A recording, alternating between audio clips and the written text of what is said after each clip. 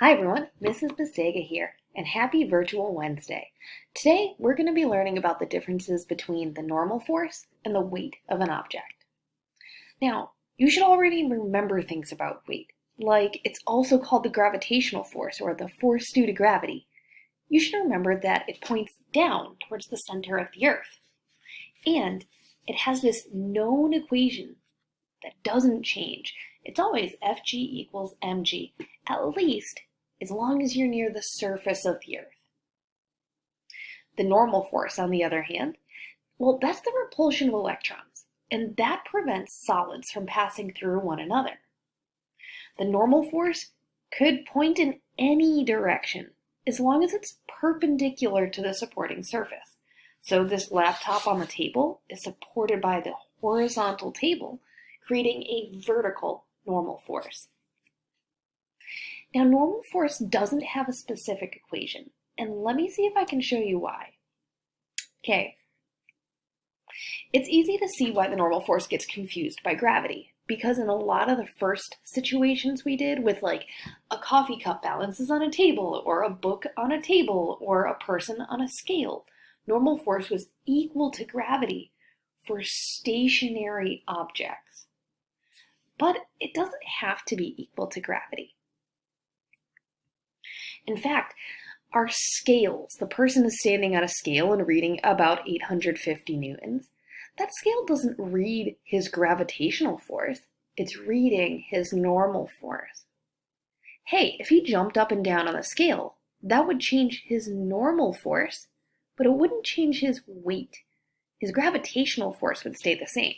So, what about in this picture?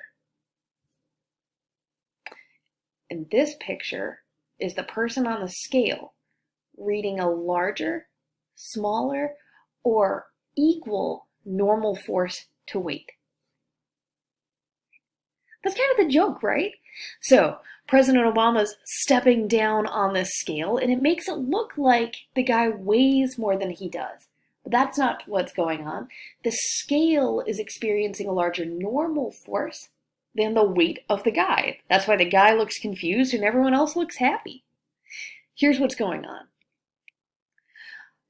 Let's say the guy weighs 850 newtons like the one on the previous slide, and President Obama pushes his foot down at 150 newtons. So now the guy's reading the scale and it's like 1,000 newtons. What's going on here, right? Because his normal force is larger than his weight. Now, can you tell me why this picture is funny? I wish I had thought of that. Right? So this guy's putting a 100 Newton applied force up with his foot. And that means instead of his bag weighing 350 newtons on the scale, which is what it should, what does the scale actually read? Right? If there is a 250 Newton, that's about a 25 kilogram or a 55 or so pound bag.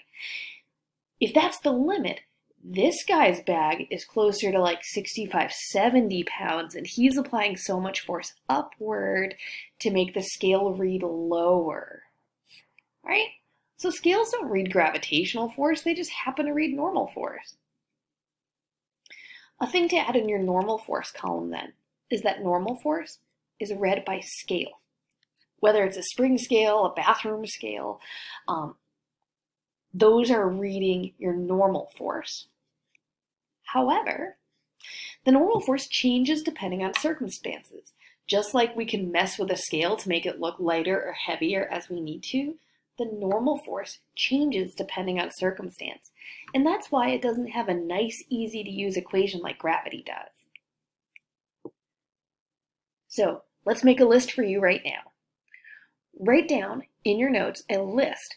When is the magnitude, that is the absolute value, when is the absolute value of normal force greater than an object's weight? Well, let's watch Mr. Lubin with this book here.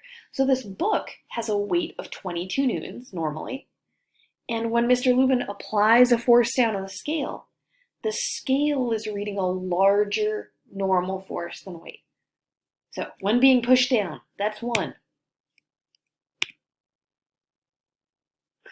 How about next one? How about accelerating upwards? That's 2. When you're accelerating upwards, think about the elevator.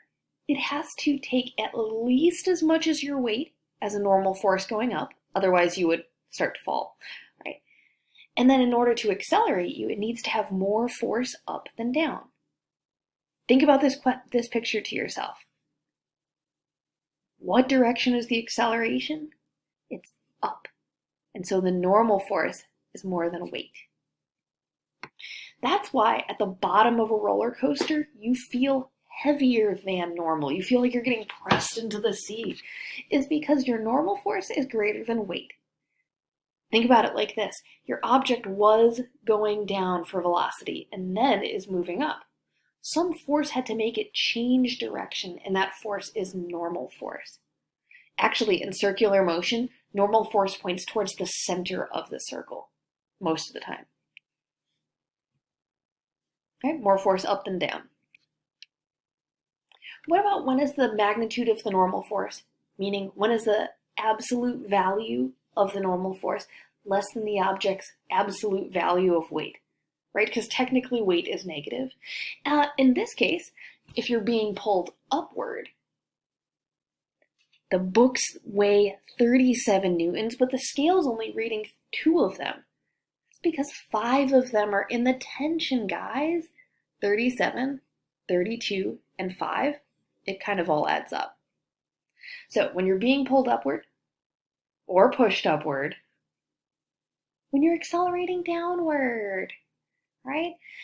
In order to accelerate downward, the normal force has to be less than weight so that you can accelerate down.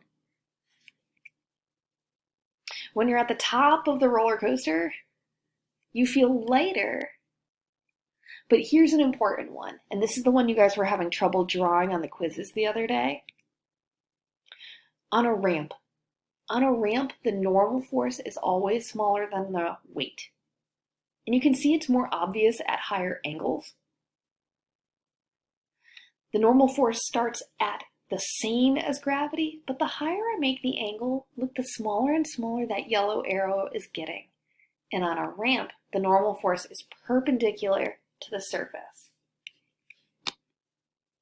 Now, sometimes the normal force is completely unrelated to weight.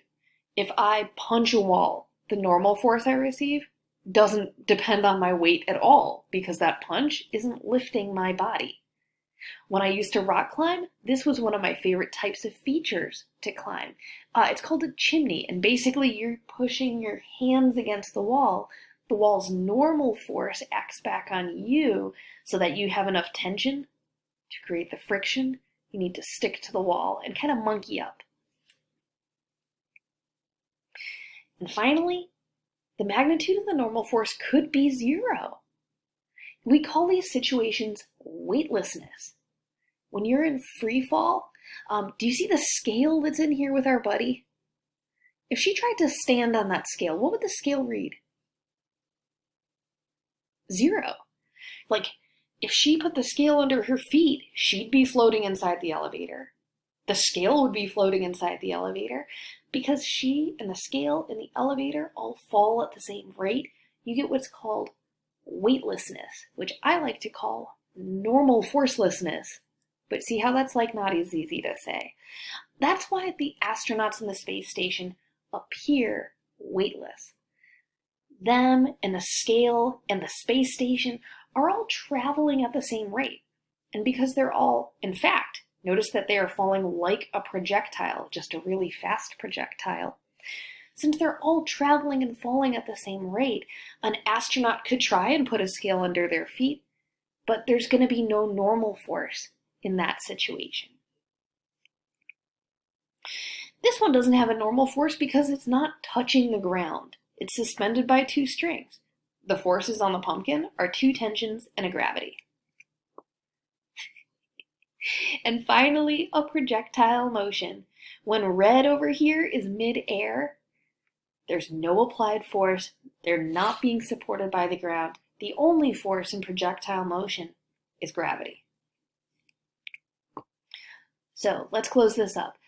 I want you to keep in mind that the normal force is a reactionary force. it changes its value depending on the situation.